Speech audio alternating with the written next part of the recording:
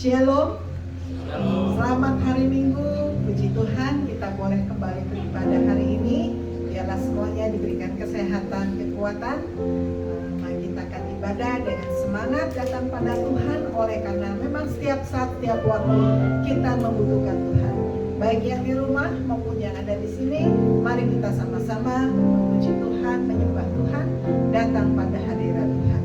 Ya Tuhan, tiap jam ku memerlukan-Mu.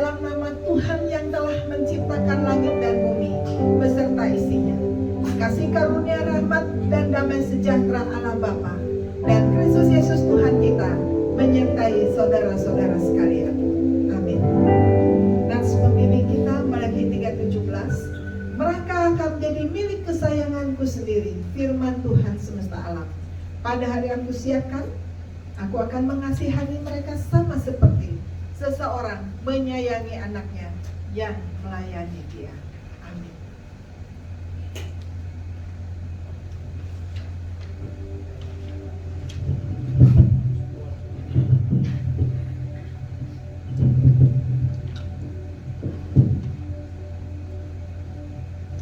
Persilakan duduk kembali.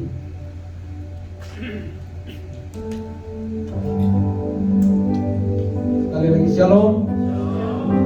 Kita bersyukur di pagi hari ini karena kita bisa ada, kita masih diberikan kesempatan untuk bersama-sama dan menikmati kebaikan Tuhan dalam setiap kehidupan kita. Mari kita angkat pujian yang mengatakan bukan dari tempat.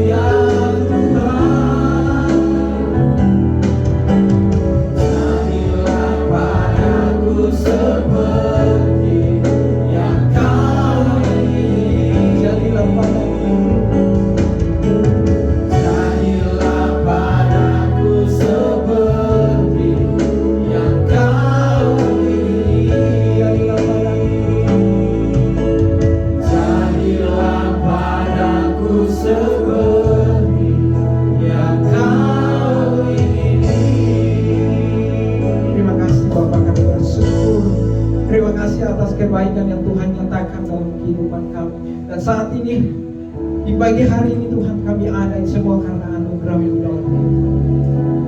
Terima kasih Tuhan. Terima kasih Bapa. Terima kasih Yesus. Engkau Allah yang begitu luar biasa dalam kehidupan kami. Kita masih tetap berdiri. Kita angkat pujian mengatakan Allah itu baik dalam setiap kehidupan kita.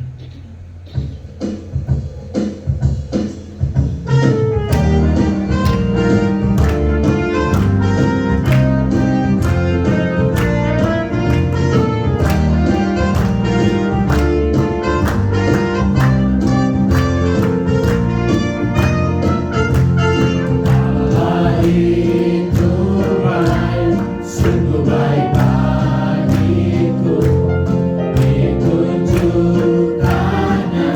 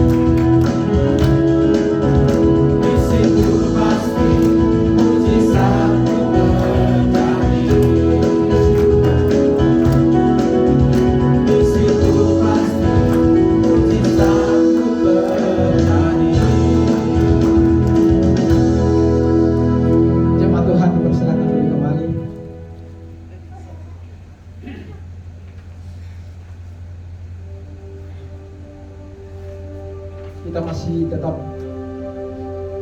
kebencian yang mengatakan oleh darah Anak.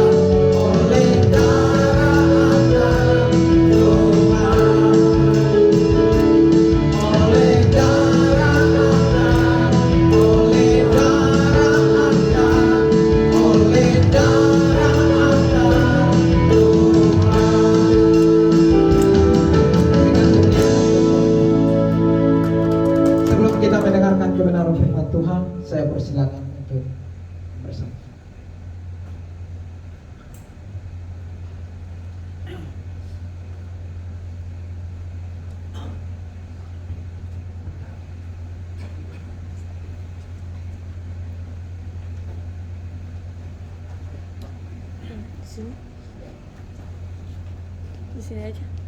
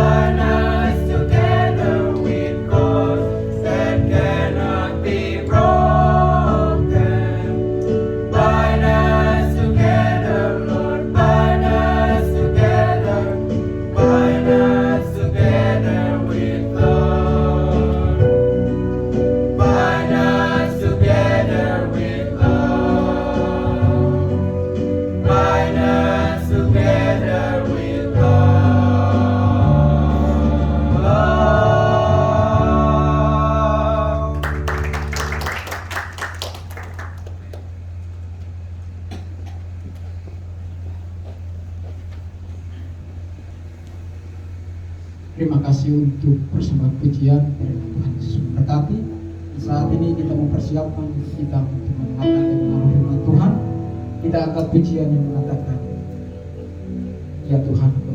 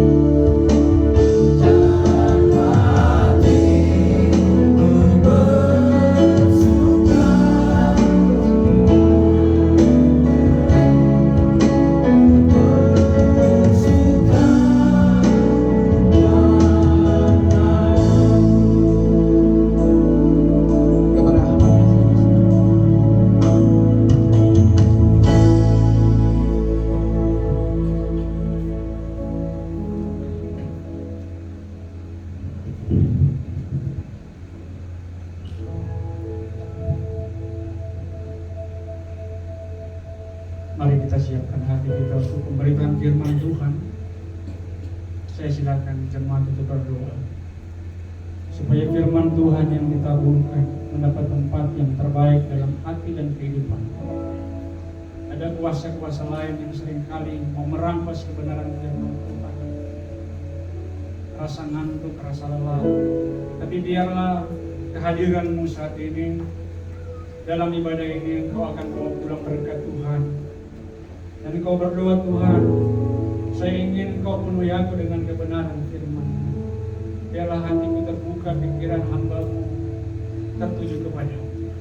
Bapa di surga, sekarang Engkau berkuasa. Ketika firman-Mu akan diberitakan, ketika firman-Mu akan disampaikan, maka kami semua yang hadir, jemaat GSI Alpha Omega, yang ada di ruangan ini maupun yang ada di rumah, kami membutuhkan tuntunan Roh Kudus. Kami membutuhkan kuasa tertinggi untuk menaklukkan hati dan pikiran kami, supaya ketika kami membaca, kami merenungkan firman-Mu, kami menjadi pelaku dari kebenaran firman. Bapa di surga, berfirmanlah kepada kami, karena kami sudah siap untuk mendengarkannya. Dalam nama Yesus, haleluya, amin. Silakan duduk. Shalom. Jemaat Tuhan, jemaat GSI Alpha Omega yang ada di rumah masing-masing maupun yang ada di ruangan ini, shalom semuanya. Ada sukacita? Kita berharap bahwa kita menang dari setiap pergumulan yang sulit, tapi kita tahu bahwa Allah turut bekerja mendatangkan kebaikan bagi mereka yang mengasihi Dia. Di tengah-tengah kesulitan, di tengah-tengah banyak pergumulan, Tuhan selalu bekerja. Amin. Nah, saya percaya juga hal yang sama berlaku bagi jemaat di tempat ini, GSI Alpha Omega. Terima kasih Ibu Pendeta, Ibu Gembala, Pendeta Indri yang sudah memberi kesempatan untuk menyampaikan kebenaran firman Tuhan pada pagi hari ini di tempat ini. Saudara-saudara, tema yang kita bahas terus menerus, termasuk pada minggu sengsara yang kelima ini, karena minggu besok tanggal 2 April kita masuk minggu sengsara ke-6, kemudian kita masuk dalam Jumat Agung memperingati kematian Kristus, dan kemudian kita merayakan Paskah. Nah, saya menganggap bahwa tema ini begitu penting dalam kehidupan kita. Apa temanya? Harmoni dalam pelayanan. Saya coba membayangkan kalau anggota tubuh kita ini, kita mulai mendeskripsikan, kita mulai menjelaskan apa itu harmoni. Tidak usah jauh-jauh untuk memahami apa sebenarnya kata harmoni. Bangsa Indonesia bangsa yang besar, terdiri dari berbagai macam suku, terdiri dari berbagai macam keyakinan dan agama. Disebut dengan indah karena terdiri dari berarti beraneka ragam. Di Sumatera ada berapa banyak suku? Di Kalimantan suku Dayak aja ada begitu banyak. Di Papua ternyata suku begitu banyak. Di Jawa ternyata begitu banyak suku. Itulah Indonesia. Nah, kalau masing-masing menunjukkan kehebatan masing-masing, apa yang terjadi? Maka negara ini akan kacau balau. Nah, kita munculkan satu kata. Jadi kata harmoni itu sebenarnya menolak akan kehadiran kekacauan. Kalau begitu, perlu adanya kerjasama. Angkat tangan kanan kita. Tangan kanan. Mari yang punya tangan kanan, angkat tangan. Ada yang nggak punya tangan? Ada yang punya tangan kiri? Ada ya? Ada yang jari tangannya lengkap? Di satu ketika waktu mau main pingpong, dia harus pegang apa namanya? Badge ya? Yang kelingking nggak mau ikut. Yang kelingking nggak mau ikut, jadi dia pegang dulu. Kelingking bilang enggak. Dia pengaruhi yang jempol. Jadi sudah berapa yang mengundurkan diri yang kamu ikut? Udah kelingking dan udah 2. Bagaimana dia bisa pegang pingpong dan pegang bass? Bisa enggak? Maka dari keberagaman itu, kata harmoni itu menunjukkan kerjasama, menunjukkan kesehatian, menunjukkan kekompakan. Kira-kira itulah arti dalam kehidupan hari-hari tentang harmoni. Ada yang masih kurang jelas tentang kata harmoni. Kita lihat sepak bola. Wah, saya sedih karena Belanda dilibas oleh Prancis 4-0. Baru kualifikasi Piala Eropa. Saya rasa sebagian besar di sini mungkin kalau Indonesia Timur pasti pilih Belanda. Tadi baru dilibas 4-0. Saya lihat Prancis bermain yang begitu solid. Oper ke sana, dia oper ke teman sana, oper ke sana, tiba-tiba sudah di depan gawang, gol. Kerja sama. Walaupun ada di situ ada satu pemain yang luar biasa skillnya, tapi kalau tidak dioper oleh pemain yang lain, nggak akan bisa terjadi gol. Tidak ada kemenangan. Maka harmoni membutuhkan kekompakan, membutuhkan skill, membutuhkan keterampilan yang tinggi. Tetapi yang utama adalah kebersamaan. Itu kata harmoni. Tapi mengapa lagi harus terjadi dalam pelayanan harmoni? Dalam Kejadian pasal 1, bumi belum berbentuk, masih kosong. Kata kosong itu menunjukkan kekacauan. Dunia ini belum berbentuk dan kosong. Di Kejadian pasal 1 itu, dunia, kata kosong menunjukkan kata kekacauan. Nah, ketika Allah hadir dengan firman, maka semua tertata dengan baik. Hari pertama Tuhan ciptakan ini, hari kedua Tuhan ciptakan ini, hari ketiga Tuhan ciptakan ini, hari keempat, hari kelima, hari keenam dia ciptakan manusia, hari ketujuh dia beristirahat. Inilah harmoni pertama yang dimunculkan di dalam Alkitab. Jadi tanpa kehadiran Tuhan tidak ada yang namanya keharmonisan. Yang ada adalah kekacauan. Itu prinsip pertama. Jadi dalam hal apa saja, kalau kita tidak pernah mau melibatkan Tuhan, maka sudah pasti tujuan itu sulit tercapai. Bukan sulit tercapai, bisa-bisa tidak bisa tercapai.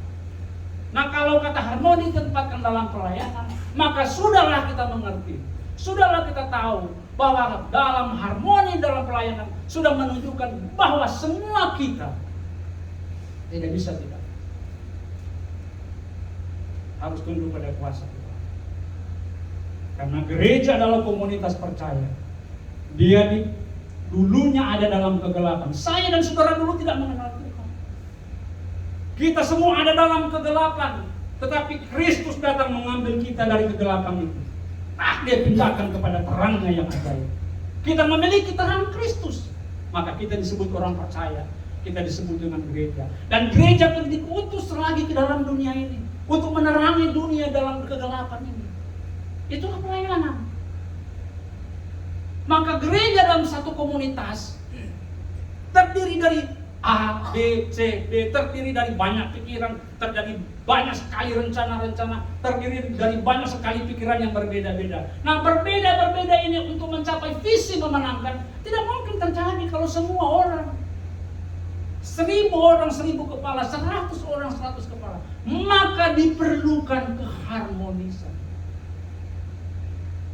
Ada orang punya talenta yang bisa nyanyi, ada orang punya talenta bisa musik, ada orang punya talenta bisa urus-urus informatika ini, multimedia dia bisa urus.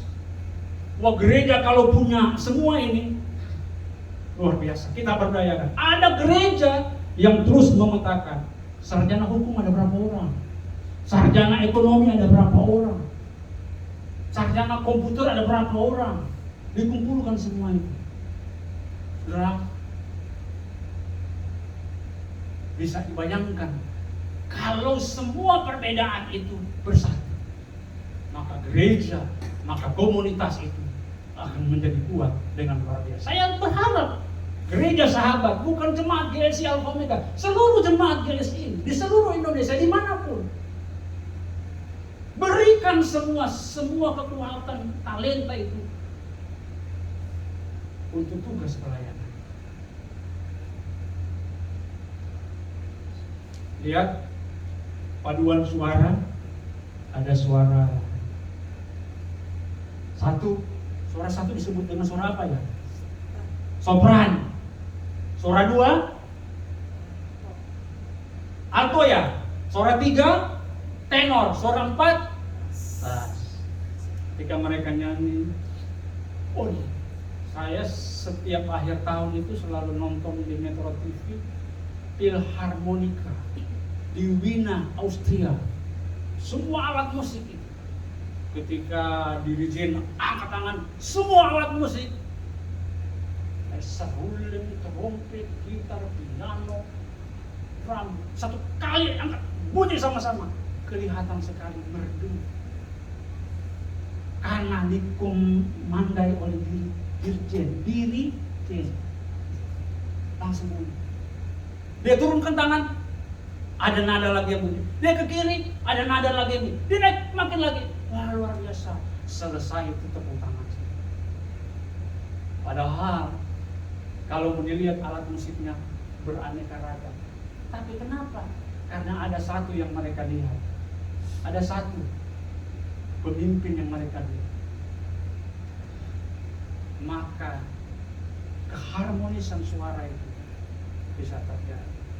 Tanpa pemimpin, tidak mendengarkan pemimpin, maka suara-suara sumbang itu akan terjadi. Dan pasti nyanyiannya tidak merdu, tidak indah lagi. Saudara-saudara, apa syarat untuk mencapai keharmonisan? Mari kita lihat firman Tuhan Filipi pasal 2. Saya kira Filipi pasal 2 ini tepat untuk kita renungkan menjelang minggu sengsara, yang hari ini minggu sengsara ke-6. Dan besok kita akan ke-5 dan kemudian ke-6 dan memasuki perjamuan kudus. Keharmonisan itu membutuhkan beberapa syarat. Pertama kita lihat Filipi pasal 2 ayat yang ke-5. Dikatakan di sana, hendaklah kamu dalam hidupmu bersama. Hendaklah kamu dalam hidupmu bersama. Kamu itu berarti jamak, banyak orang. Gereja itu banyak orang, banyak pikiran. Tapi bagaimana bersama-sama ini supaya jadi kompak? Maka beberapa syarat diperlukan. Perhatikan ayat ini. Menaruh apa, saudara-saudara? Pikiran dan perasaan. Saudara, dalam terjemahan Yunani itu hanya disebutkan dengan kata froneh. Froneh itu berpikir. Kata sifat berpikirlah. Jadi tidak ada kata perasaan. Tapi rupa-rupanya terjemahan bahasa Indonesia mengatakan setiap kali kita memikirkan berarti perasaan juga nyangkut di situ. Dalam bahasa Indonesia dikatakan menaruh pikiran dan perasaan. Tapi dalam terjemahan Yunaninya hanya disebutkan pikiran menyatu dengan Kristus. Jadi syarat untuk mencapai keharmonisan dalam tugas pelayanan, setiap orang harus berpikir dan pikirannya itu tertuju kepada Yesus. Pikiran ini berfokus, pikiran ini tertuju kepada Kristus. Jangan isi yang lain-lain, jangan isi mamon, jangan isi kepentingan-kepentingan yang lain. Kalau dalam pelayanan diisi dengan kepentingan di luar Kristus, pikiran kita bukan Kristus, maka terjadi kaos. Harus kita sadar bahwa iblis paling senang ketika pelayanan itu usai. Ketika saya membaca kisah para rasul, Barnabas dengan Paulus dulu kompak. Tetapi dalam satu pelayanan yang makin menunjukkan komitmen yang lebih sungguh-sungguh, Penginjilan yang harus dikerjakan dengan lebih serius lagi, lebih terarah lagi. Mereka membutuhkan orang-orang. Barnabas mau ajak Yohanes yang disebut Markus. Tapi Paulus bilang, enggak, jangan bawa orang itu. Saya enggak setuju kalau dia ikut dalam rombongan pelayanan ini. Karena dulu dia tidak bersama dengan kita. Dalam suatu penginjilan di tempat lain, dia nggak tahu di mana. Jadi jangan ajak. Tapi Barnabas bilang, enggak, saya harus bawa dia. Paulus bilang, kalau begitu saya pilih, saya bawa siapa? Saya bawa Silas. Jadi ternyata dalam pelayanan itu yang kita baca dalam Kisah Para Rasul, dalam penginjilan itu, ternyata ada juga contoh-contoh di mana pikiran itu tidak bisa kontak. Tapi setelah saya membaca bagian itu, ternyata Yohanes Markus itu bersama dengan Barnabas memikirkan tentang Kristus pelayanan sebelah sana. Paulus dan Silas memikirkan tentang Kristus tugas penginjilan di daerah sana. Tidak perlu dipertentangkan. Walaupun kelihatannya mereka berpisah dan bertentangan, tetapi tidak. Karena tugas bersama itu adalah tugas untuk memberitakan Injil. Selama kita berpikir untuk Kristus, untuk pelayanan, no problem. Tidak semua di Indonesia harus jadi gereja sahabat di Indonesia. Berbeda-beda. PGI sekarang anggotanya 90 sinode. Belum lagi persekutuan Injil, belum lagi persekutuan Pentakosta. Semua ini adalah tugas gereja untuk memberitakan Kristus di tanah air di Indonesia. Ada karunia yang berbeda-beda. Gereja ini, gereja itu, semua tertuju kepada Kristus. Nah, persoalannya banyak sekali pikiran yang tidak ada pada Kristus. Jadi pikiran kita ini menentukan. Kalau saya coba teliti kata itu, ternyata seorang psikolog modern namanya Dale Carnegie berkata, Anda adalah apa yang Anda pikirkan. Kalau Anda selalu memikirkan baik, semuanya baik-baik saja. Kalau Anda berpikir tentang si B, C, D, E itu buruk, maka buruk juga terjadi. Jadi kalau kita berpikir tentang Kristus, yang saya pusatkan dalam seluruh di otak saya, jadi rasio saya isinya Kristus, maka apa yang terjadi? Akan menjadi attitude, akan menjadi kebiasaan. Apa sih sebenarnya yang Yesus pikirkan kalau begitu? Kenapa kita harus menaruh pikiran kepada Kristus? Apa sih sebenarnya yang Kristus pikirkan? Tahu nggak Bapak Ibu? Tahu nggak anak-anak muda? Apa yang Yesus pikirkan tentang kita? Yang Yesus pikirkan tentang kita adalah Dia ingin menyelamatkan kita dari dosa. Amin. Dia tidak pernah berpikiran lain. Yang Yesus pikirkan adalah bagaimana mencintai yang tidak pantas untuk dicintai. Yang Yesus pikirkan adalah bagaimana melayakkan saudara-saudara yang sebenarnya tidak layak di hadapan. Jadi analogi itu kita pakai. Sebagaimana Kristus menerima, di mana Kristus mengasihi, sebagaimana Kristus rela, maka model seperti itulah yang saya pakai, konsep itulah yang saya pakai dalam menilai orang lain. Apa artinya memikirkan? Berarti juga melakukan observasi. Maka mereka yang terjun dalam pelayanan, kalau tidak sempurna, tidak lengkap cara berpikirnya tentang Kristus, maka susah untuk diajak dalam pelayanan. Mereka yang baru bertobat memang agak susah. Bukan gak boleh, tapi perlu dulu pemuritan, perlu dulu dilayankan dulu pembekalan supaya kita sadar cara berpikir. Di perusahaan-perusahaan tidak langsung diterima. Anda di training dulu ya. Setelah diajukan surat lamaran, maka Anda diadakan orientasi. Kalau masuk perguruan tinggi, ada orientasi dulu mahasiswa, pengenalan kampus.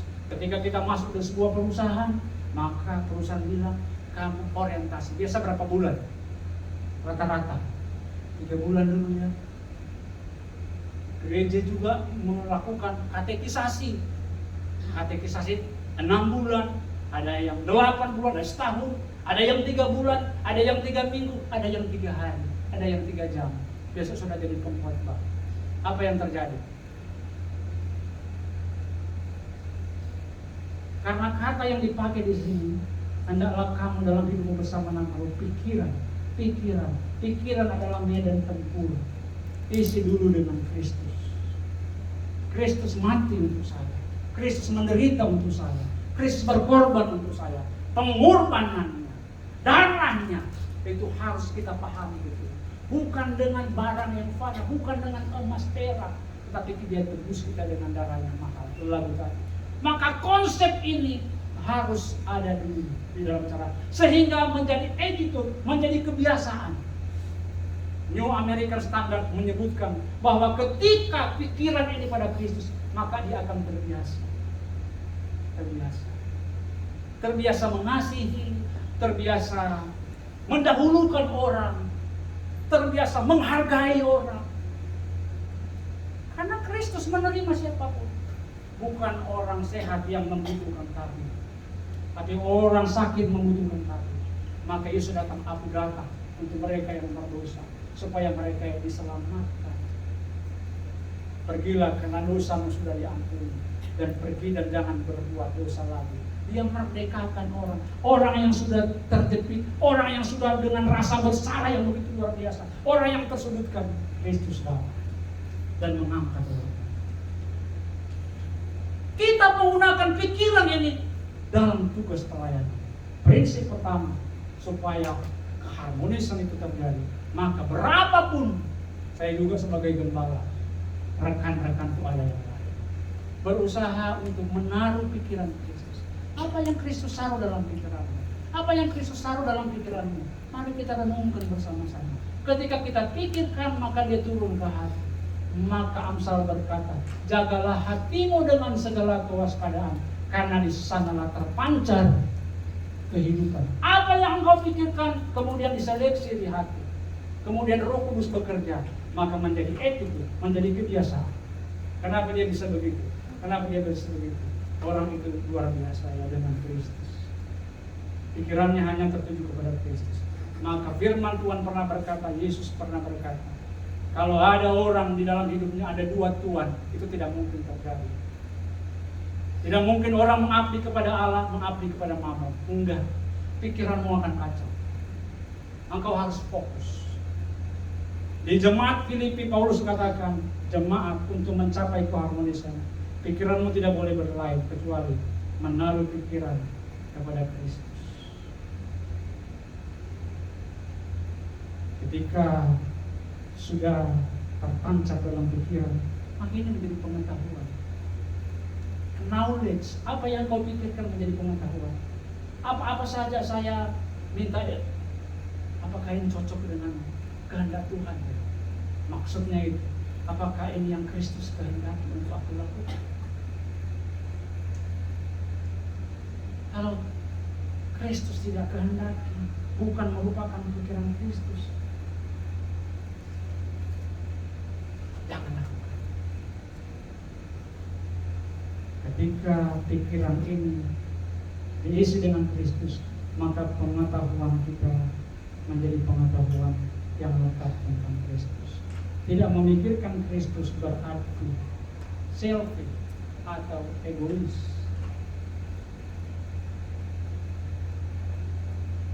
Tidak mau memikirkan tentang orang lain, sementara Kristus berpikir tentang orang lain, kamu berpikir untuk dirimu sendiri. 5 jari. Kalau jempol tidak ada, kalau kelingking tidak ada.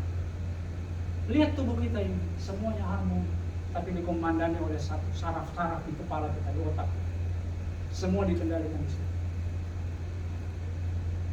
Rupanya dengan mengatakan, hendaklah kamu menaruh pikiran pada Kristus, rupanya mengatakan, karena pelayanan ini bukan punya saya, bukan punya pendeta Ibu Indri, bukan pendeta Nahor, bukan punya ketua sinode, bukan. Pelayanan ini milik Kristus. Karena itu harus dikelola dengan cara Kristus sendiri. Itu sebabnya firman Tuhan ini mengatakan harus tertuju kepada Kristus. Jika gereja ditujukan, diarahkan bukan untuk kepentingan Kristus, maka dia sudah menjadi bukan gereja. Karena kepala gereja itu adalah Kristus. Dan anggota-anggota di dalamnya disebut dengan kuriake bahasa Yunani, milik kepunyaan Kristus. Saudara-saudara bukan kepunyaan saya. Saudara-saudara bukan kepunyaan gembala. Saudara-saudara adalah kepunyaan Kristus. Itu sebabnya kerangka berpikir Kristus itu harus kita uraikan. Engkau punya Kristus, engkau punya Kristus. Kalau hatimu seperti hati Kristus, kaulah sahabat dan saudariku, maka pergilah menaikkan tugas pelayanan. Penting. Kedua, saudara-saudara, kalau kita perhatikan bagian ini, penting sekali. Syarat yang kedua untuk mencapai keharmonisan. Ini cukup luar biasa ayat. Saya senang. Sejak saya kuliah, saya selalu ini jadi ayat favorit. Saya tahu ini ayat sudah sering dikhotbahkan di sini. Tapi hari ini menjadi istimewa karena dekat dengan minggu saat. Ayat yang ke-7, Filipi pasal 2. Syarat yang kedua untuk mencapai keharmonisan.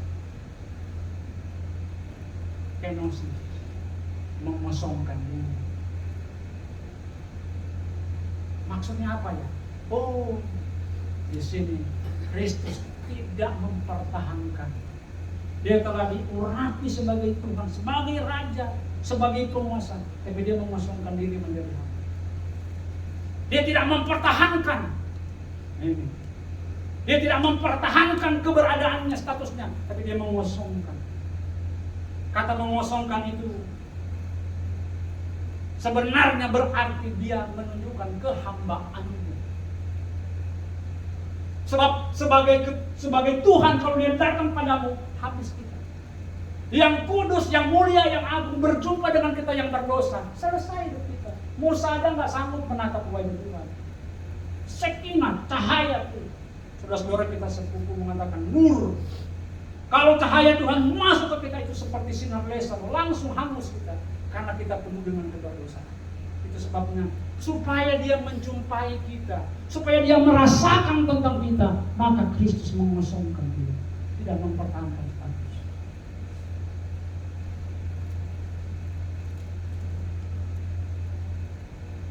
Ada seorang pengusaha, dia sapu, habis sapu, dia tel, ada orang datang. Saya mau ketemu dengan pimpinan perusahaan ini. Wah, hari ini libur. Enggak, saya mau ketemu dengan dia. Padahal yang punya kantor yang kita dia. Karena karyawannya pada libur daripada Sabtu.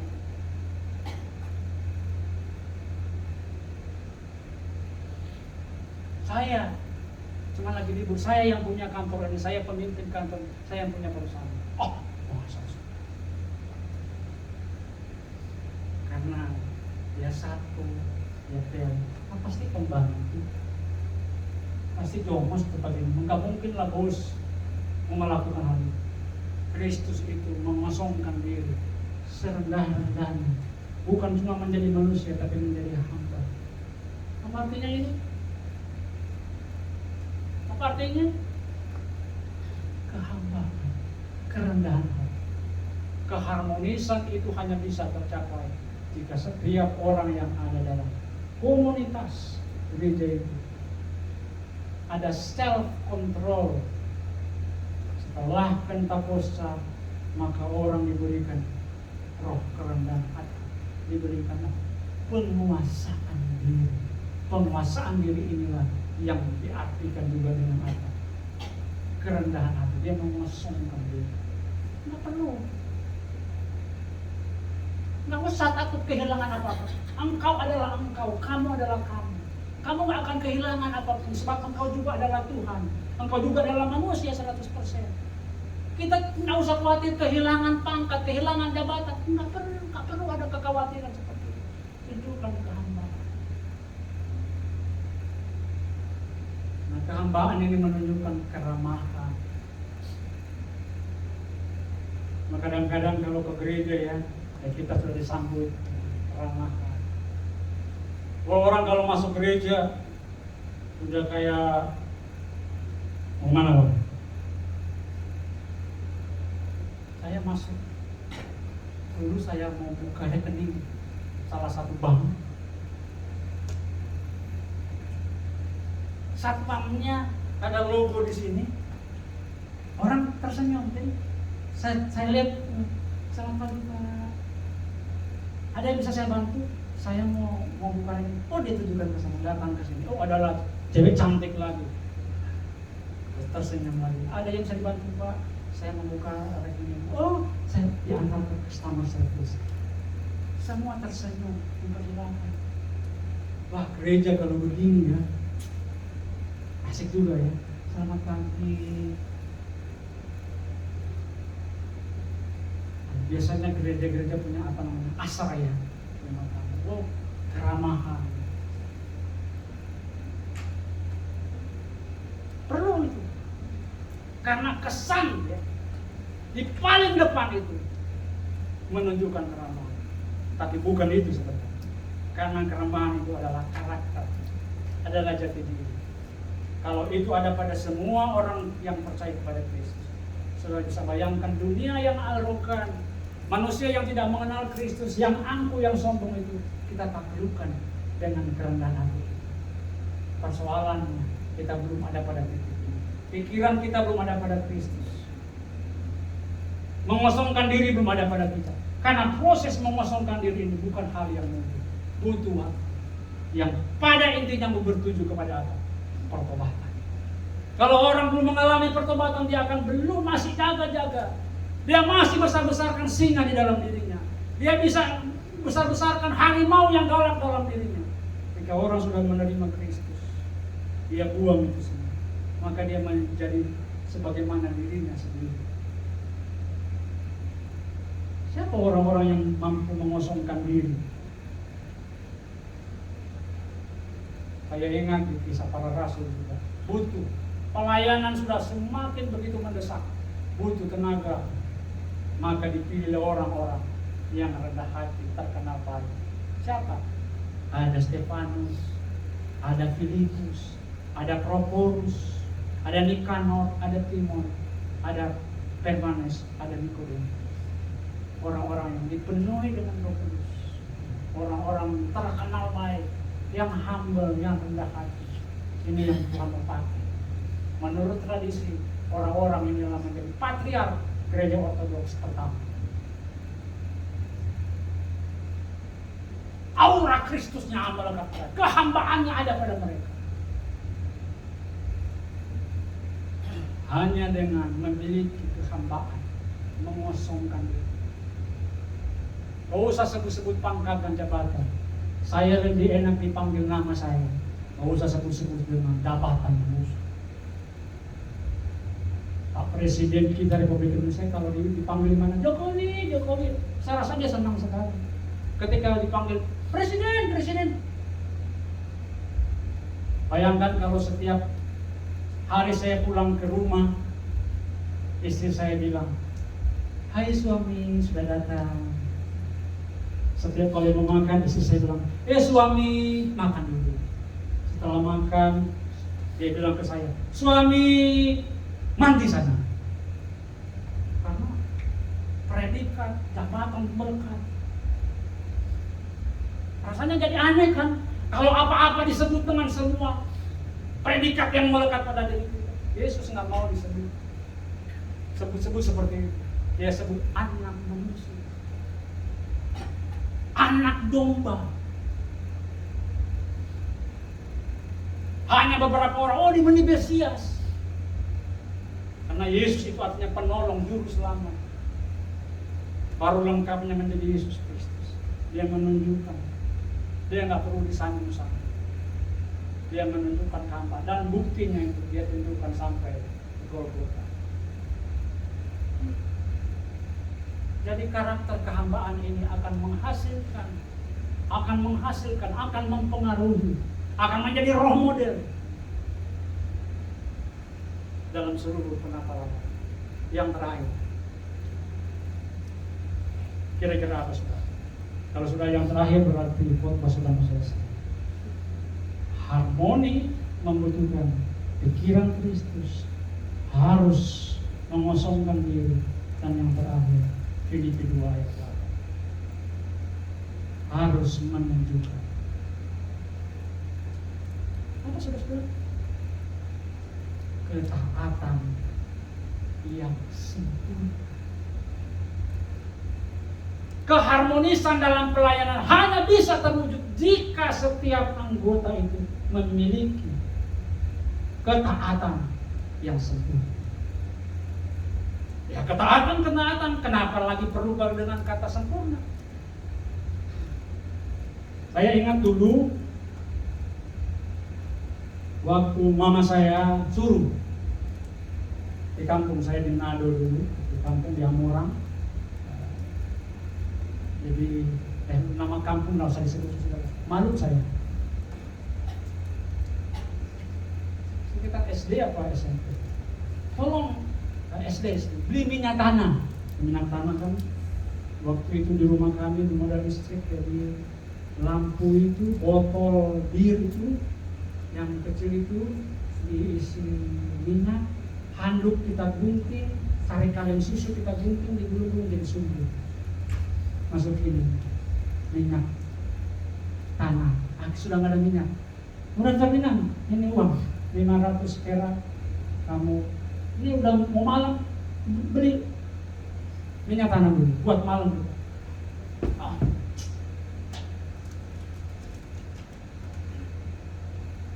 Kamu nggak mau? Lagi asik-asik lagi main. Siapa yang begitu kalau disuruh? Saya bayangkan kalau Tuhan suruh kita begitu. Oh, saya nggak mau Tuhan. Dan kalau begitu saya tahan nafas 10 menit, ya kan? Coba kita tahan nafas 10 menit. Gak usah bernafas.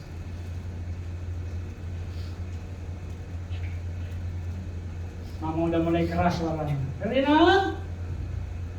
ke warung beli minyak tanah. Suara sudah mulai keras. Akhirnya dengan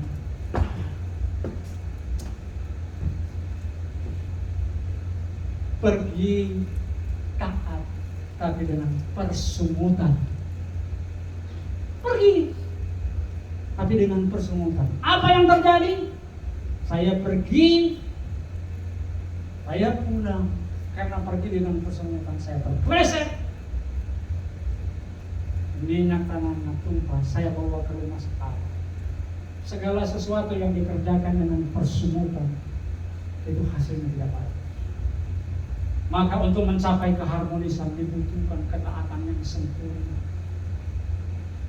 Harus tuntas. Pikiran dan hati itu harus sinkron. Menjadi sebuah aksi, dan aksi itu sudah disebut dengan prinsip. Prinsip itu adalah ketaatan. Prinsip mutlak, tidak bisa tidak. Dan Alkitab mengatakan, kasihilah Tuhan Allahmu dengan segenap hati, dengan segenap jiwamu, dengan segenap pikiranmu, dengan segenap akal budimu, dengan segenap kekuatan. Sebenarnya itu mau menunjukkan apa pada satu poin? Taat. Kasihilah Tuhan Allahmu dengan segenap hatimu, segenap akal budimu, segenap jiwamu, segenap batinmu, dan segenap kekuatanmu. Tujuan untuk apa? Menghasilkan ketaatan. Contohnya gimana? Kalau kita baca terus ayat yang ke-8 ini. Melainkan mengosongkan dirinya sendiri, Filipi pasal 2 ayat 7-8, mengambil rupa seorang hamba dan menjadi sama dengan manusia, dan dalam keadaan sebagai manusia ia telah merendahkan dirinya. Ini sudah dan taat. Kata taat sampai di mana? Dia taat sampai mati. Jadi ketaatan itu harus tuntas. Ketaatan bukan sampai di sini, padahal masih ada di sana. Ketaatan itu harus tiba sampai di tujuan. Maka inilah yang disebut dengan target. Kalau nggak sampai di situ target-target itu seringkali kita nggak taat. Setiap bulan kita targetkan 1 jiwa. Jadi 1 tahun sudah dapat 12 jiwa. Ini ada target. Nah bagaimana saya nggak bisa? Itu sebabnya butuh Kristus mengerjakan di semua target-target yang kau libatkan Tuhan. Karena ini bukan kepunyaanmu, ini pelayanan kepunyaan Tuhan. Maka semua rencana itu harus melibatkan Tuhan. Sehingga aksimu, tindakanmu menjadi konsep ketaatan di mana Tuhan yang bekerja memberikan kemampuan. Sehingga pada akhirnya firman Tuhan katakan taat sampai mati di kayu salib. Bukan cuma sampai mati tetapi juga sampai dia bangkit bahkan naik ke surga. Ketaatan yang sempurna, ketaatan yang unggul, ketaatan yang agung. Kita memiliki ketaatan yang begitu. Jadi dalam pelayanan nggak boleh kerjakan setengah-setengah, 3/4, 2/4. Nah, kita nggak bisa mengerjakan setengah-setengah, ketaatan setengah-setengah. Walaupun ketaatan diterjemahkan dengan bahasa Inggris faithfulness, full faithfulness, kesetiaan, ketaatan. Ya full, nggak ada yang setengah-setengah.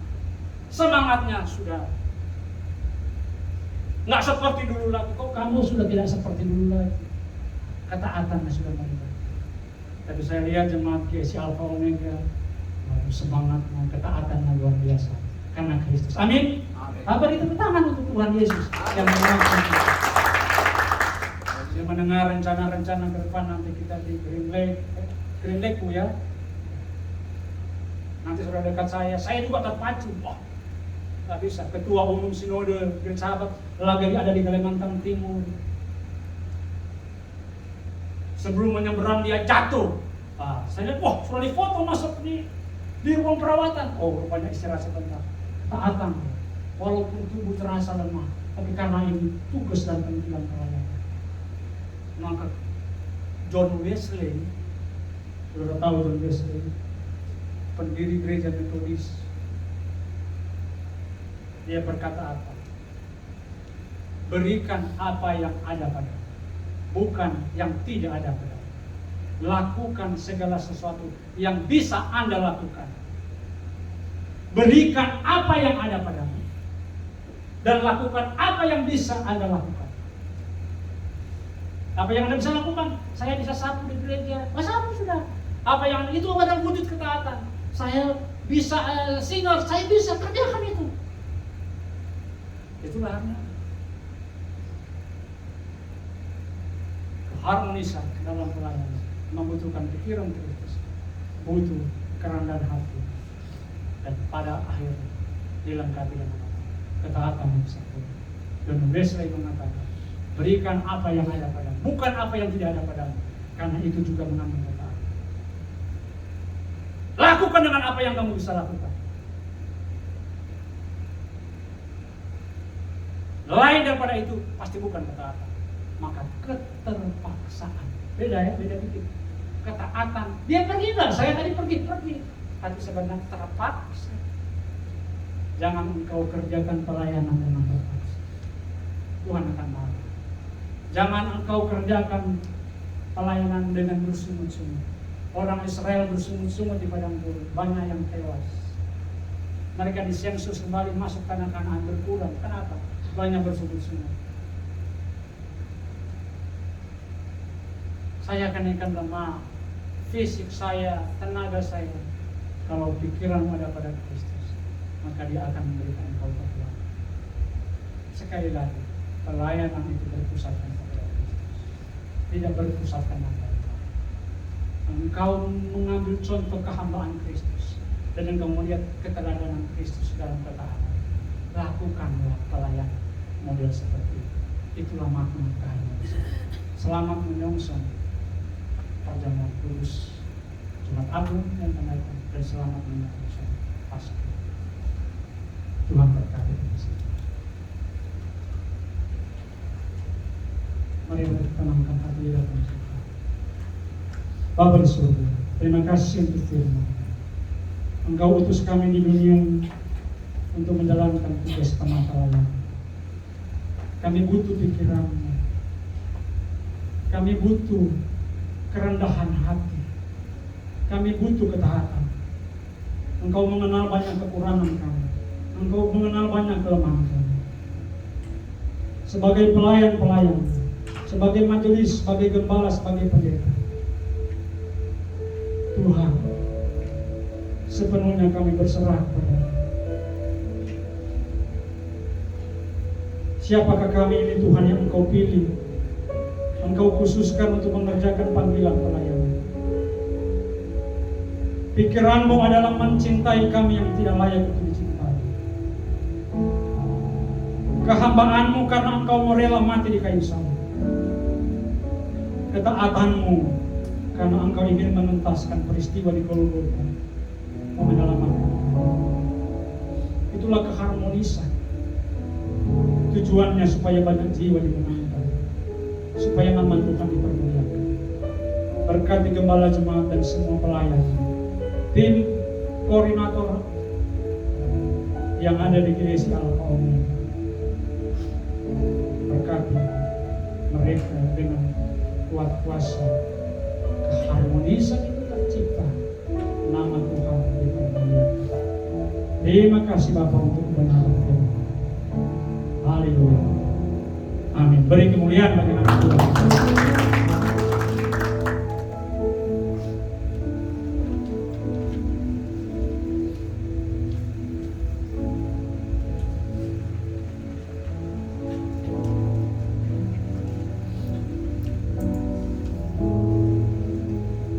Terima kasih kepada Bapak dan Ibu yang telah menyampaikan firman Tuhan.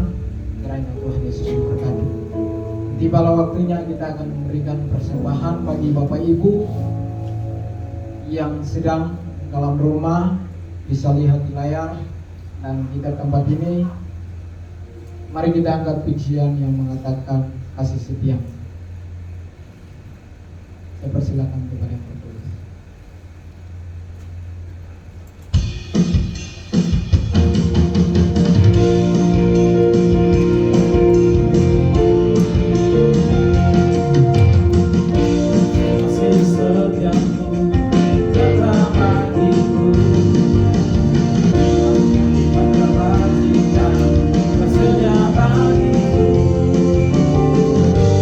Alasanku,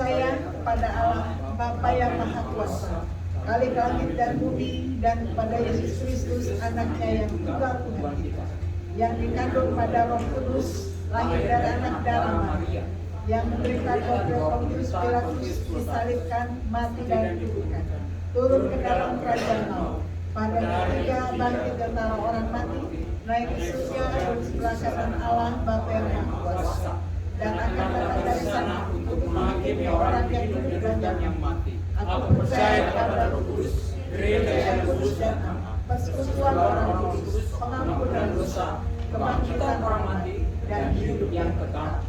Amin. Mari bersama-sama kita akan naikkan doa syafaat kita. Mari kita berdoa. Kemudian nanti akan tutup dengan doa Bapa kami. Bapa dalam surga, tidak henti-hentinya kami mengucap syukur oleh karena Allah yang kami sembah adalah Allah yang hidup, yang tidak pernah meninggalkan perbuatan tangannya. Dan secara khusus hari ini kami bersama-sama berdoa dan menyerahkan setiap umat Tuhan yang di tempat ini maupun yang di rumah.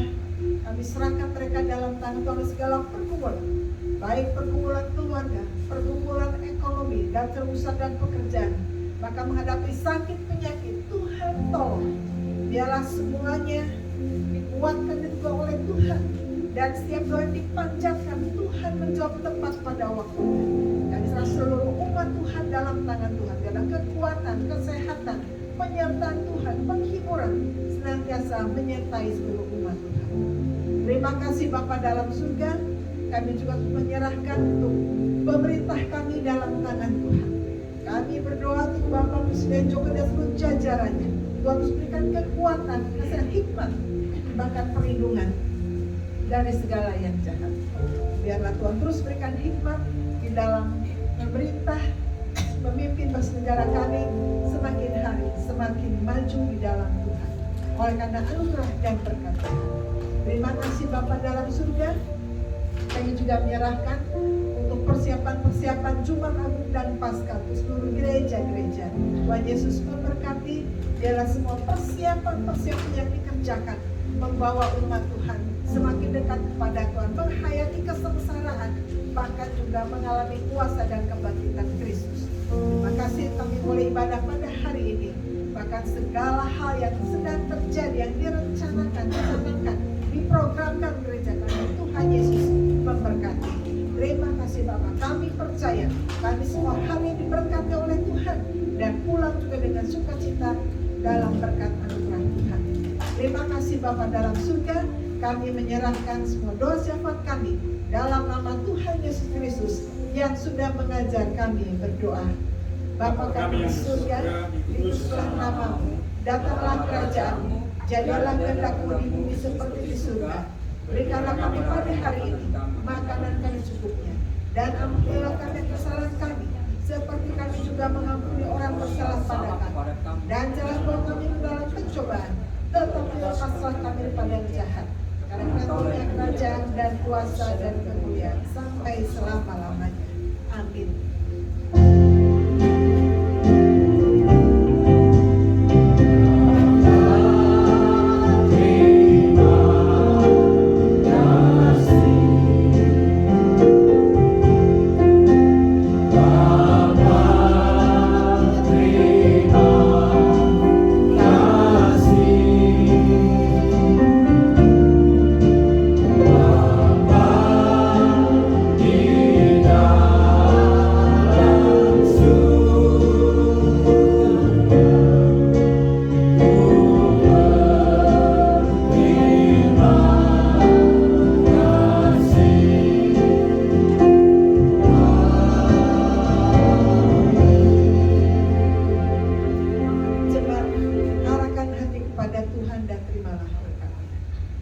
Kiranya kasih karunia Allah Bapa, kasih dalam Tuhan Yesus Kristus, kekuatan penghiburan Roh Kudus senantiasa menyertai, menguatkan, meneguhkan, sehingga engkau keluar sebagai pemenang dalam menjalani kehidupan ini dengan tantangan-tantangan yang ada. Sampai Maranatha, Tuhan Yesus datang kembali.